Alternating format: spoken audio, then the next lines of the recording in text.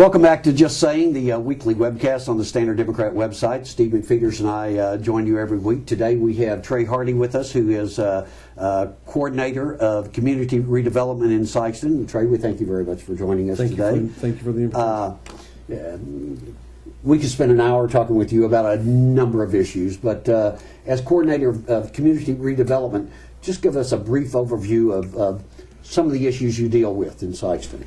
I'm over the Code Enforcement Office. I have Animal Control.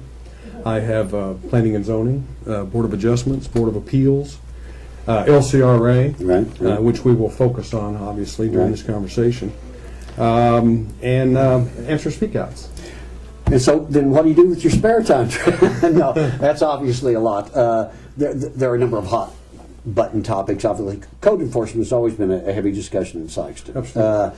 And it is because a neighbor will see a yard that has grass growing perhaps a little bit higher than they think, and they automatically want to call code, and they want some type of enforcement or some type of ticket to these people. But sometimes it's probably not quite as easy as that. That is correct. We have the zero tolerance now. Mm-hmm. Yeah. I have 4 code officers. The town is broken into four quadrants. So, number one, I want to let the public know that I appreciate those phone calls, because we're not going to see everything. Absolutely. So absolutely. those are welcome, right? Because we can dispatch to a specific spot, see something along the way or on the way back home. Right. I encourage my guys to come to and from work different directions. Right. Go to and from inspections. Sure. And come in different directions. So we welcome that. Now, what one person's idea of an ideal yard is, and what our ordinance says, which is 10 inches. Right. Right. It doesn't always jive or justify a complaint, but it doesn't mean we won't show up. Correct. And we will keep an eye on it. I hope that makes sense. Yes. You know, I think you, more than any one person, because it's your job, and I think you do it well, I might add that the state of residential housing in Sikeston, I think you got a pretty good grasp on that, just because of what you do every day. I'm on the street every day, somewhere. Yes. We have, as Mike and I have discussed, we've seen growth on the south end in Plantation Acres and South Ridge, which is filling a niche, which is good. We have talked through the Vision Committee and other committees about the need for affordable housing for home ownership for working people, defined in an $80,000 to $120,000 range, maybe. Right. Now, you can go all around that, but the need is there. And then on top of that, we have all these houses that have been condemned, and the LCRA houses. We had the mortgage debacle. Very well. And so there have been some good ideas and good intentions that says, why don't we take some of these houses that are existing now that are maybe in ill repair and can be refurbished, and we can move people from rental to home ownership.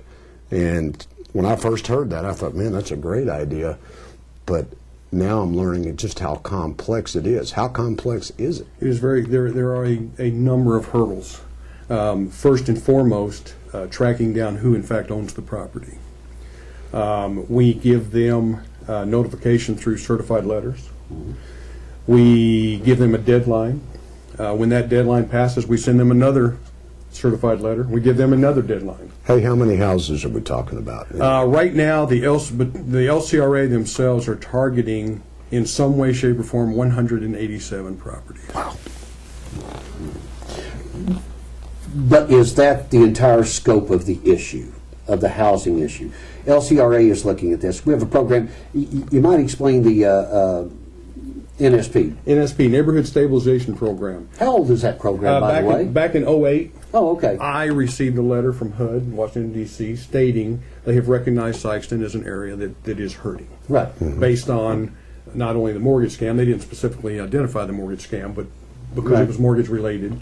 David Ziegenhor and I, who were the chairman of the LCRA at the time, went to a seminar, and they said, here's what you're going to do, and you're going to get $4.5 million. Right. And to say we were happy doesn't even begin to... I got the phone call before you left town, yeah. Correct. And in fact, I came directly back to town, turned in my rental car, and went to a vision meeting and made the announcement immediately. I hadn't even been home yet. And then we had a change in Washington. Mm-hmm. Our 4.5 was knocked down to 1.4. Right. And then the rules started coming in. The rules were very difficult to overcome. There was a number of, so to speak, we were handcuffed. Right. As what we actually could do because the structures had to be in some form of financial problem. Right. Well, finding, once again, it leads us back, Steve, to the who owns it, Right. who has the mortgage. We've had companies on both sides of the coast claiming to own the same property Right. because of the way the paper trail went. Right. We actually were able to obligate right at, I'm close to it, $800,000. Another issue was I was fortunate enough to get that CDBG grant Right. through the LCRA Correct. / city, Right. and we took down the compress site, as you will see on a map that I brought with me. And I explained in no uncertain terms, and I have an outstanding relationship with the state CDBG people. They're just super, and I've dealt with them semi-monthly for quite a while. And I convinced them that the last thing Sikeston needed was to develop 150 to 200 more vacant lots. Right. And part of the NSP program, it will result in a new park at Petty and West North. Right. The old compress. The old compress lot, that's correct. That's coming soon. That's coming very soon. As a matter of fact, I was telling Steve, I received the final environmental Right. yesterday. Wonderful. So Wonderful. things ought to be picking up very, very quickly Good. in Good. the short term. That will be fantastic. I'm talking about a basketball court. I'm talking about a bathroom facilities, 156 parking spaces, Right. a walking track. It's going to really be a shot in the arm It'll be a on good the addition. west side. And see, correct. that's where people would say, isn't that great? We've got some houses that were in that mortgage debacle and that LCRA is targeted, and let's just correct. refurbish them and move people in them. That's correct. Right. And another major success was the complete acquisition by the LCRA of the Felker Street properties. Correct. They have been LCRA took it through the planning and zoning. They have been replatted from 30 something to down to 13 lots. Right. They're 80 foot, which is wonderful for today's building standards. As a matter of fact, 2 of the lots have been purchased by Habitat for Humanity. Right. Right. So the 2 on the north end of Felker Street, directly across the street from the new park, will be Habitat for Humanity, and the LCRA has been working very, very closely with Habitat. In fact, LCRA provided the first lot that the Habitat for Humanity built in Sikeston. Let's take 10 of those houses and someone says, hey, I know some people that are renting, they're paying high rent, rent's very high here because of availability. Let's see if we can't grab a few of those houses, refurb them, and then we're going to make people homeowners. How difficult would that be? We're back to let's find out who owns it. Yes. But keep in mind, and this is a very important fact to remember, during the Century Mortgage debacle, as you used earlier, you couldn't find a handyman in Southeast Missouri. They have the exterior of the house looking decent.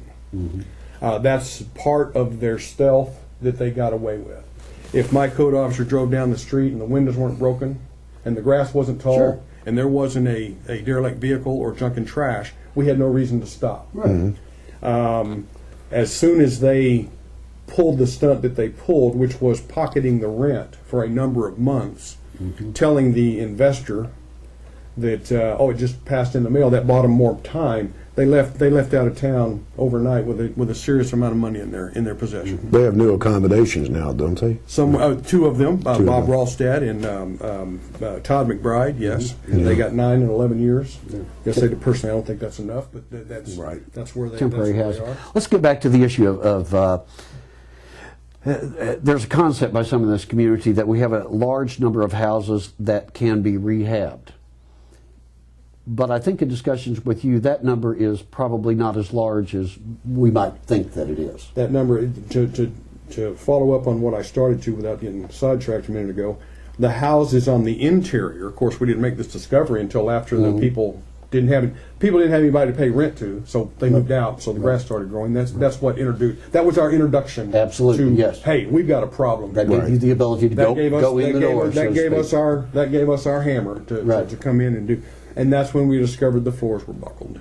There was holes in the walls. The wiring was not up to snuff. Right. So I can't stress the importance of, yes, face value, driving down the street, it looks like we have a plethora Right. of houses that would meet exactly the needs, but unfortunately the interiors, not to mention mold problems, Right. are the problem. And so when you go in some of those houses, whatever that number may be, it's cost prohibitive to make the improvements necessary to make that house a home. That's correct.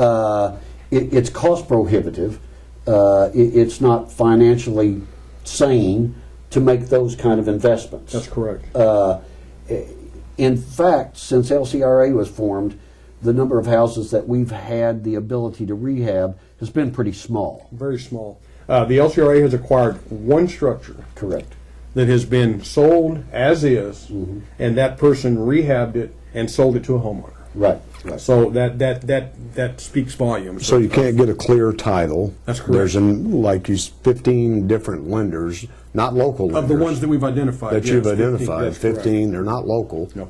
They're from who knows where. Correct. Right. That was a part of this whole thing. They were That's sold correct. a bill of goods as well. Yes. And so to get all that free and clear to get the renovations made and actually get people moved in, you're talking about a lot of money. Oh, absolutely. There's no question. Well, and just to expand on the NSP, that is an issue that the NSP has run into across the country. Of course, every now and then Right. I'm in on a national country conference call. Right. There are cities dropping out. Right. Of course, I looked at that as a positive for Sykeston, More money thinking that we available. would get more Right, money. It right. didn't happen, but that Right. was the path that I was Yeah. trying to go down. We're finding houses, the environmental that we have to do, and of course I've hired an NSP person to do that and be out on the field with Right. the NSP. Right. Where we're running into that as well. The NSP has acquired 5 structures, and out of the 5 structures, our intent was to rehab all of them, and we have now only going to have the ability to rehab 2 of them. Right, The other right. 3 will be, because of their condition, Right. will have to be turned. They have to be condemned destroyed, and taken down. taken down. Your analogy of the elephant taking a chunk at a time to address this huge problem, because if we don't address this, there's no possibility that we can really grow in the interior much. We might with some new developments, but right now the economics aren't favorable for that. So how do you take a bite out of this elephant one chunk at a time, as you mentioned, Mike? Correct. LCRA has sold 28 properties. Right. They have others that are available. I get contacted on a regular basis by both people thinking that they can take a house that we don't have ownership of yet, Right. and developers, and they question themselves as to whether that's where they want to build, and that's a real issue. The LCRA has a number of properties that we still need to take through P&Z, Right. because the last thing we want to do is sell 40-foot lots and end up exactly where we are again That's right, in yeah. 10 years. It would be counterproductive. And that's the challenge for LCRA, and I happen to be a member of LCRA, but the redevelopment aspect, it's very difficult to expect a developer to develop a piece of property in a neighborhood that still has remaining a number of condemned properties. Correct. That it doesn't make sound financial sense. Correct. And you know, there is some concern putting people into those houses when the neighboring properties are still in that state That's correct. of disrepair. We talked about money, and I always like to talk on this topic because it just floors me. It's beyond my scope. The amount of money required to take down the condemned properties in Sykeston, that money required far exceeds our financial ability within the city's budget. That's correct. It's just overwhelming. Very much so. So what we do is we just try to do as much as we can with the resources available. But I think the citizens of Sykeston need to know this problem doesn't go away, and it certainly doesn't go away overnight, not because of a lack of effort or because of a lack of concern. Correct. It doesn't go away overnight because of a lack of funding. You described it very well. The LCRA has a targeted area. We're not going to get 6 houses in a row in order to fix that neighborhood. Yeah, that's we're what- going to get a house here and a house here and a house, and we're still in that Yes, stage. yes. However, the big picture is we got this house. We're trying to get this house. It's just Right. taking a little longer than we Right, want it to. right. And as soon as that is accomplished, it will be Then we can package. We can package We it. can get to the R, Correct. the redevelopment That's correct. aspect. We of it. are packaging what we can package, and I'm very proud to talk about the Felker Street / park. Oh, absolutely, I'm yeah. very excited You about should that. be, yeah. And if you will look at Bowman, Young, Fox, the eyesores are gone. Absolutely, the Yeah. progress has been Eyesores are made. gone, It's absolutely. a visible difference Correct. and a visible improvement for the city. And keep in mind, that is an entrance into that neighborhood. Yeah, absolutely At the it is. four-way stop of west, north, and northwest, Right. that Yeah. is an entrance to that neighborhood. That's very And they're right. going to see a park on the north side of the street, and they're going to see 2 brand new Habitat for Humanity houses, well, hopefully with houses going down Felker Street. Right. Money, how much? How much money would it actually take just to stay up to this thing or to bite off these chunks at a time that we're talking about? How much money? I have a number, and I'm sure Trey has a number, and there are other numbers thrown around.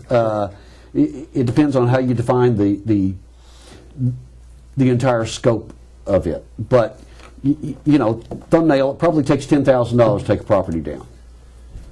With acquisition. Less. With acquisition, absolutely. If you include communication, That's acquisition. right. The entire process, Yeah, from beginning that to would be a- that would end, be a good number. it probably takes around $10,000 to take down a property, regardless of location, regardless of anything. And if you just take the numbers that Trey was talking about, you're talking about a couple $1 million just for that. And that's probably not the entire Sure. issue itself. And that's with $800,000 of NSP funds. That's absolutely right. And yeah. $350,000 of a Right, yes. CDBG grant. So, and you're talking Yes. on top of that. Yes, and as it stands right now, our city budget allocates $100,000 a year to $100,000, LCRA, that's correct. which is what the voters approved, and it allows LCRA to make some level of progress. But the size of the issue is, I mean, it's enormous, and it's not going to go away. Right. If anything, it's going to get worse because time works against us, obviously. So, but what the citizens need to know is that there's an effort, there's an ongoing effort to address this. correct. And ideally, like you said, if you got several houses in a row rehab, then people would feel like they can move in and establish a neighborhood. Right, yeah, And watch yeah. out for each other. But we know it takes a lot of money. We just have a large area Yep. of the same common goal. Yep, yep. And we're just picking them as we can. With limited resources limited to address resources, it. that's But Trey, listen, we're running out of time. We certainly thank you for joining us today. It's been informative. It's been educational. Thank you very much, Trey. And those of you who are viewing this on the webcast, we, as always, we entertain your suggestions, your ideas, your comments. We really do. This is a community problem. It will be solved only with the efforts of the entire community. So on behalf of Steve and Trey, we thank you for joining us today, and we hope you'll join us again next week.